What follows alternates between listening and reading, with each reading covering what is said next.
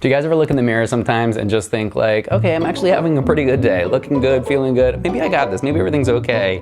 And it's like literally the next day, oh my God, like why is anybody letting me out in public? Nothing's changing from day to day. The issue isn't what we see in the mirror. The issue is the deeper stuff that gets stirred up for us that we project out, and it distorts what we see in the mirror. This is what we call Funhouse mirrors. And it's kind of important for us to be able to give it a name so that we have a way to call it out as it's happening. It can feel really real in the moment because we weren't really taught how to understand why we feel some of the things that we feel, but we were taught how to find and fix a problem. And so when we feel anxious, we start looking outside of ourselves to figure out what the problem is, and all of a sudden it's like, oh, my skin is terrible, I need Botox and fillers, or I need to go to the gym more, maybe you need to hustle more at work, pump out more content. And so when we think that we're actually starting to fix the problem and we're finally on our way to the promised land to feel secure and calm, all we're actually doing is feeding the beast that tells us that the only way that we can be lovable and feel safe in the world is if we look outside of ourselves. This happens even more for us as gay people because we grew up believing that who and what we're attracted to was dirty or wrong or bad in some way, and that just kind of creates this deeper shame for us, where then we start to feel like something's damaged or inadequate, and then we project that out onto ourselves in an even more distorted way,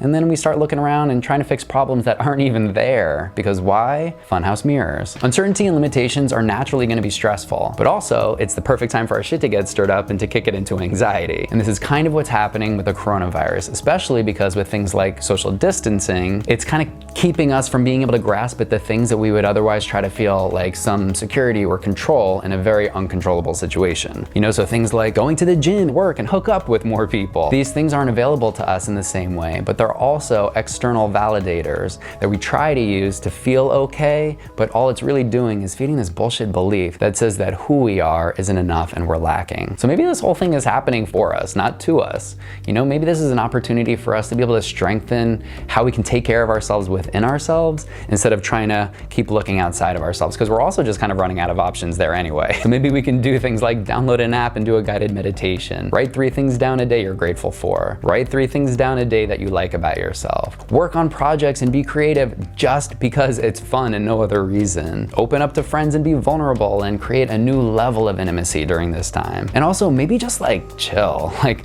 we can just relax and remind ourselves that we deserve that during this time, even when our being just kind of wants to like spin us into this whole tizzy to try and search for problems that aren't even there. Because remember, those are only Funhouse mirrors.